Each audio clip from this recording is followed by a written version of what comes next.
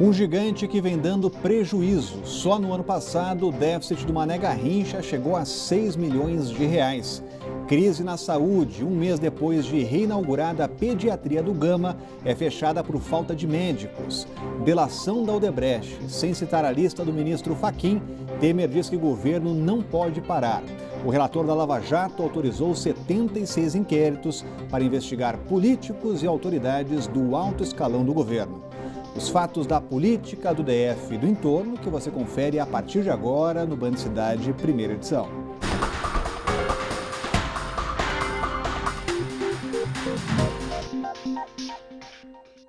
Olá, muito boa tarde a você. O gigante bilionário, que também atende pelo nome Estádio Mané Garrincha, causou um prejuízo de mais de 6 milhões de reais aos cofres do GDF no ano passado. A explicação é simples, a conta simplesmente não fecha. O que se arrecada com a bilheteria dos jogos não é o suficiente para cobrir as despesas de um dos principais estádios da Copa do Mundo. Quem passa pelo centro de Brasília dificilmente deixa de ver o gigante e imponente Mané Garrincha. Mas será que o segundo maior estádio do Brasil e o mais caro construído para a Copa do Mundo de 2014 é glamouroso assim? Ou não passa de um elefante branco? É elefante branco, cara. É um estádio que não tá tendo serventia nenhuma pra gente aqui de Brasília, né? Não tá sendo bem aproveitado. Pela grandiosidade que ele é, tá sendo muito mal aproveitado. Elefante branco, serve pra nada. Pra nada. Tinha alguns shows aí, teve alguns shows, mas com a acústica muito ruim. E para o que foi proposto, ele não está sendo utilizado. E os números não deixam dúvidas. A Arena arrecadou em 2016, com as partidas de futebol e eventos, cerca de R$ 1.700.000. O problema é que para manter o estádio são necessários R$ 700 mil por mês. Então, o prejuízo é milionário, mais de 6 milhões e meio de reais por ano. Quem nunca sonhou em jogar em um estádio de Copa do Mundo? Nesse gramado aqui já passaram jogadores consagrados, como Cristiano Ronaldo, Messi e Neymar. As arquibancadas estavam lotadas para ver esses jogadores em ação. Mas, como podemos ver, essa é uma realidade bem distante da atual. Isso porque no Campeonato Brasiliense deste ano, o maior público em uma partida teve somente 930 ingressos vendidos. E acredite só, teve time que para jogar aqui pagou apenas R$ 33 de aluguel. Realmente o déficit, a receita que a gente consegue oferir com a realização de eventos e jogos, ele não suplanta esse déficit do estádio. Neste ano, o estádio recebeu 2 jogos de times de fora do DF. Flamengo e Grêmio, Flamengo e Vasco somaram um público de 48 mil pagantes, o que não passa nem perto de lotar as cerca de 72 mil cadeiras do local. No ano passado, foram 28 jogos aqui, sendo 10 da Olimpíada. Já em 2017, foram 14 até o momento. E esse número não deve aumentar muito até o fim do ano, já que os times do Campeonato Brasileiro estão proibidos de vender os mandos de campo dos jogos. Com isso, o prejuízo deve ser ainda maior. É um prejuízo muito grande para os cidadãos, para os torcedores, enfim, para quem gosta da nossa cidade, para quem gosta da nossa cidade é maravilhoso, é lindo, acho que é um dos mais bonitos do mundo. E a gente ficar manter essa decisão traz prejuízo que não é somente o financeiro, é um prejuízo para o próprio torcedor, para o próprio cidadão que está interessado, que gosta de prestigiar o futebol. E os problemas viram bola de neve. A queda de energia no jogo entre Flamengo e Vasco, falhas na manutenção e conservação também têm irritado e afastado os torcedores. O último jogo que eu fui lá, que era até do campeonato aqui da cidade, o estádio todo sujo, banheiro sujo, a iluminação dos banheiros não funcionava. No próprio jogo Vasco e Flamengo, que eu também fui, o estádio não estava funcionando, a maioria dos banheiros sujos, pouca iluminação. Para tentar mudar esse cenário e diminuir os prejuízos com o Mané Garrincha, o GDF quer passar o estádio para a iniciativa privada. O processo de concessão da arena deve ser concluído no segundo semestre desse ano. O trabalho ideal seria evitar que o estádio virasse esse elefante branco. Mas tem muito trabalho pela frente, Cláudio Humberto.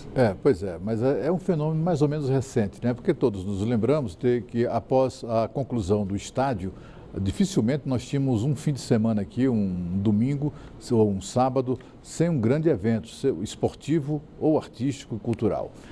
Portanto, me parece mais uma questão de interesse, de decisão política, não investir muito nisso, né? Ou então as pessoas que estão designadas pelo governo para ocupar a agenda disponível, né, do estádio Mané Garrincha, essas pessoas não são as mais adequadas. É preciso fazer muito mais do que vem sendo feito até agora. No governo anterior, depois da inauguração do estádio, sempre havia muitos eventos, sempre houve muitos eventos, assim como o governo precisa, inclusive, recorrer à justiça, se for o caso, para restabelecer o direito de sediar jogos do Campeonato Brasileiro. Porque, afinal de contas, o investimento desse estádio não foi apenas para garantir Brasília na Copa do Mundo, foi para garantir Brasília no calendário esportivo, artístico, cultural do país. Portanto, é um investimento que foi feito levando em conta que sediaríamos, como aconteceria mesmo nos primeiros anos, sediaríamos jogos do Campeonato Brasileiro. É preciso fazer valer isso na justiça, se necessário. O que a gente percebe é que o GDF tem uma atitude um tanto quanto condescendente com tudo isso, um tanto quanto preguiçosa para reagir a esses ataques que estão sendo feitos. O fato, minha gente, o dado concreto é que nós temos um estádio gigantesco. Só não é o maior do país porque o governo Agnello Queiroz não teve coragem de colocar as 2.000 cadeiras que ainda cabiam e que o tornariam maior do que o Maracanã. Não fosse isso, nós teríamos o maior estádio do país. Ele está aí, precisa ser usado. Não adianta nada a gente lamentar a sua construção.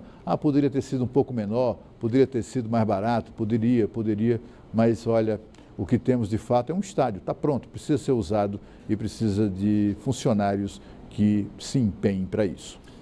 A Justiça condena a CAESB a restituir os valores cobrados indevidamente com a tarifa de contingência, que começou a valer em dezembro.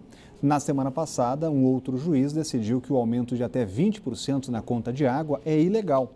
O governo já tinha arrecadado quase 17 milhões de reais e estava analisando como investir o dinheiro. A CAESB vai entrar com um novo recurso e o racionamento continua. Hoje estão no rodízio Paranoá, Itapuã, Taquari, Lago Sul e Pontão do Lago Sul. Gama também está sem água. Agora, esse dinheiro já existe, até porque não foi utilizado ainda, e a decisão é clara: restitui o contribuinte. Exatamente. Eu acho que nós temos o direito a esse dinheiro, porque o que ficou demonstrado desde o início da crise hídrica é que o dinheiro não trouxe a água de volta. Não foi o dinheiro que trouxe a água de volta, né?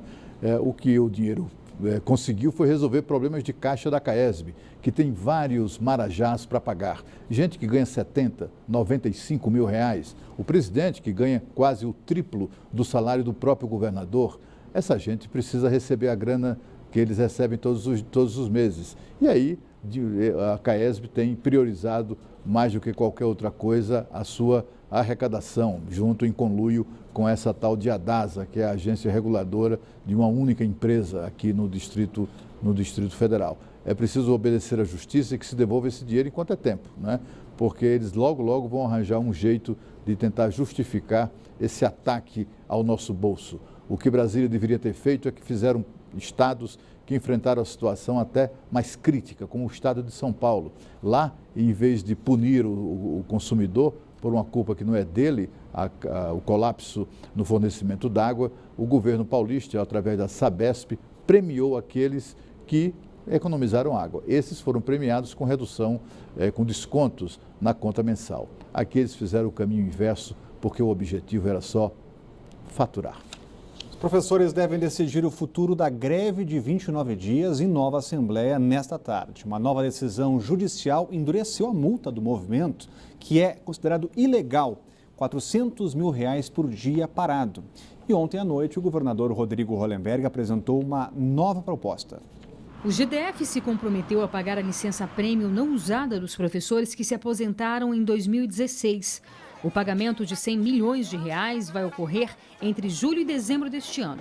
Mas o Sindicato dos Professores diz que o valor não é suficiente para pagar todos os servidores.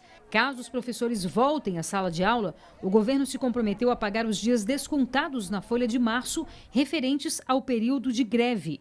Enquanto essa queda de braço não termina, cerca de 450 mil alunos continuam sem aula. E até quando a gente vai ver essa imagem de alunos aí sem aula, fora da sala de aula? Exatamente. Essa que é a lástima, né? São cerca de 500 mil de crianças, a maioria esmagadora crianças pobres, cujos pais não têm o que fazer com elas, não têm como deixá-las, onde deixá-las. Os pais precisam trabalhar, precisam da escola funcionando, não apenas para garantir um lugar seguro e adequado para crianças e adolescentes, como também porque é a educação, desculpe, a única porta de saída para a situação, enfim, social e econômica em que vivem. E a grande expectativa pela divulgação das gravações das delações dos 78 executivos e ex-executivos da Odebrecht. O ministro do Supremo e relator da Lava Jato, Luiz Edson Fachin, aceitou o pedido de quebra de sigilo da Procuradoria-Geral da República e vai divulgar todos os depoimentos. Fachin determinou a abertura de 76 inquéritos para investigar políticos e autoridades. E a lista atinge em cheio o Congresso Nacional e o governo do presidente Michel Temer. Os detalhes chegando ao vivo com a Renata Dourado, já está com a gente por aqui. Uma boa tarde, Renata. Agora todo mundo esperando os HDs. Essa é a grande expectativa, né, Rodrigo? Primeiramente, a expectativa para essa lista, esses nomes dessas pessoas, e agora sim, todo o teor do que esses delatores executivos e ex-executivos da Odebrecht falaram. Agora, essa lista, conhecida agora como a lista do Fachin, tem aí nomes dos principais políticos brasileiros, pessoas que estão há anos na nossa política, que ocupam cargos públicos. Então, realmente é algo estarrecedor, digamos assim, e atinge em cheio a mente e o coração, o cérebro do governo do presidente Michel Temer. São 8 ministros citados, ou seja, 8 ministros que serão investigados. A gente lembra que o presidente Michel Temer também foi citado nessas delações da Odebrecht. Ocorre que, de acordo com a nossa Constituição, a Constituição brasileira, o presidente não pode ser investigado por atos que tenha cometido antes de ocupar esse cargo público, ou seja, a presidência da República. Então, o nome do presidente Michel Temer não consta nessa lista, mas como a gente disse, são 8 ministros. Nós separamos aí essa lista dos 8 ministros. Vamos ver. O braço direito de Temer, o ministro da Casa Civil, Eliseu Padilha, Moreira Franco, da Secretaria-Geral da Presidência da República, Gilberto Kassab, da Ciência e Tecnologia, Hélder Barbalho, da Integração Nacional, Aloysio Nunes, das Relações Exteriores, Blairo Maggi, da Agricultura, Bruno Araújo, das Cidades, Roberto Freire, da Cultura, e Marcos Pereira, da Indústria, Comércio e Serviços, além dos presidentes do Senado, Eunício Oliveira, e da Câmara, Rodrigo Maia. É isso. Na prática, nada vai mudar, pelo menos até o momento, com relação ao governo, com relação a esses ministros, porque o presidente Michel Temer já havia dito há algum tempo atrás que ele só vai afastar algum ministro se e caso esse ministro vire réu. E para que isso aconteça, se realmente for acontecer, há um processo. O que aconteceu agora? O Supremo aceitou aí esse pedido para que essas pessoas sejam investigadas, então deu o aval. Falou o seguinte: o Ministério Público pode investigar essas pessoas. Então o Ministério Público vai investigar. No decorrer dessas investigações, se o Ministério Público entender que há material suficiente para apresentar a denúncia, aí ele vai apresentar a denúncia. Se o Supremo Tribunal Federal aceitar essa denúncia, aí sim, esses suspeitos viram réus. E nesse caso aí, que foi que o presidente Michel Temer disse que vai afastar, se isso realmente acontecer, Rodrigo. Então, na prática, nada muda. O próprio presidente Michel Temer hoje participou de uma cerimônia lá no Palácio do Planalto. Não citou, não falou especificamente sobre isso, mas disse que o Congresso não pode paralisar, que o governo não pode paralisar. E como nós falamos, muitos governadores também foram citados nessa lista. Nós separamos os nomes desses governadores. Vamos ver. Serão investigados pelo Supremo Renan Filho, de Alagoas, Robinson Faria, do Rio Grande do Norte, Tião Viana, do Acre. O governador de Minas, Fernando Pimentel, é o único que figura na lista de investigados pelo Supremo e também pelo STJ. 8 governadores tiveram pedidos de investigação enviados para o STJ. São eles: Geraldo Alckmin, de São Paulo, Luiz Fernando Pezão, do Rio de Janeiro, Paulo Artung, do Espírito Santo, Beto Richa, do Paraná, Raimundo Colombo, de Santa Catarina, Flávio Dino, do Maranhão, Marconi Perillo, de Goiás, e Marcelo Miranda, de Tocantins. É isso, Rodrigo. No Congresso Nacional, o estrago também foi grande. 63 parlamentares foram citados. Nós separamos aí também um trecho que tem o nome desses senadores. Você vê aí, os senadores são 24 senadores em um universo de 41 senadores, 39 deputados, como a gente viu, incluindo os presidentes da Câmara, Rodrigo Maia, e do Senado, Eunício de Oliveira. Aí você está vendo os nomes, separamos aí por partidos, todos que foram citados nessa lista e que tiveram a oportunidade de falar, negam qualquer participação em qualquer irregularidade. Rodrigo, a gente lembra que na primeira lista do Janot, há 2 anos atrás, quando o Janot também apresentou o nome de pessoas para serem investigadas, até agora não houve sequer um julgamento. 2 anos se passaram e o julgamento ainda não aconteceu. 5 políticos viraram réus, sendo 2 deputados e 3 senadores. Então, Rodrigo, agora de fato a gente vê qual vai ser a repercussão disso no âmbito judicial, claro, dentro da justiça e também politicamente falando, junto ao eleitorado. Ano que vem nós temos eleições gerais, onde serão escolhidos o presidente, deputados, senadores, e é claro que a população está de olho, se não está, deve estar. É óbvio também, como a gente fala, essas pessoas ainda vão ser julgadas, não há nenhuma condenação. O que o Supremo agora deu o aval vamos investigar. E na medida em que o Ministério Público entender que essas pessoas devam ser julgadas, aí sim apresenta essa denúncia. Vamos aguardar, Rodrigo. Obrigado, Renata. Vai ficar de olho, acompanhando todo esse processo. Como a Renata mencionou, é um processo que vai ser longo, Cláudio Humberto. Até lá, a ordem é tocar a vida. Exatamente. Olha, o que aconteceu é o seguinte: o Supremo determinou investigação, isso vai ser investigado. É provável, é possível, não digo provável, mas é possível que alguns desses casos sejam arquivados por falta de prova, até a pedido dos próprios investigadores. E a Justiça, então, depois de toda essa investigação, vai decidir se aceita ou não a denúncia contra esses políticos. Se aceitar, eles se tornam réus. Há um longo caminho até chegar a esse ponto, é muita gente, e por mais adequado que seja o contingente de policiais federais e de procuradores, nesse caso, é uma força-tarefa bastante significativa, é um trabalho muito grande, né? Um trabalho, e cada inquérito desse pode demandar a abertura de outros. Aqui, nos políticos de Brasília, por exemplo, o principal investigado, aparentemente, será o ex-governador Agnello Queiroz. 3 grandes obras do governo dele estão na mira das investigações, que é o Residencial Mangueiral, o Estádio Nacional Mané Garrincha e também o Centro Administrativo. Você imagina que o inquérito para investigar a safadeza ou as suspeitas de corrupção nessas 3 grandes obras envolve não apenas o governador, mas também as pessoas que, de uma maneira ou de outra, como corruptores ou corrompidos, participaram de todo o esquema. Portanto, só esse inquérito aí envolvendo o Agnello, ou que tem o Agnello como principal alvo, vai demandar investigações profundas que vão gerar novos filhotes. Enfim, é um trabalho, de fato, muito demorado ainda que se espera. É preciso lembrar que essa lista atingiu, é fato, o governo federal, o governo Michel Temer, de forma bastante significativa, pelo número de ministros. 2 deles tiveram os nomes excluídos, que foram os ministros da Defesa, Raul Jungmann, e da Secretaria de Governo, Antônio Embaçaí. Esses 2 foram excluídos da lista por determinação do ministro Luiz Fachin.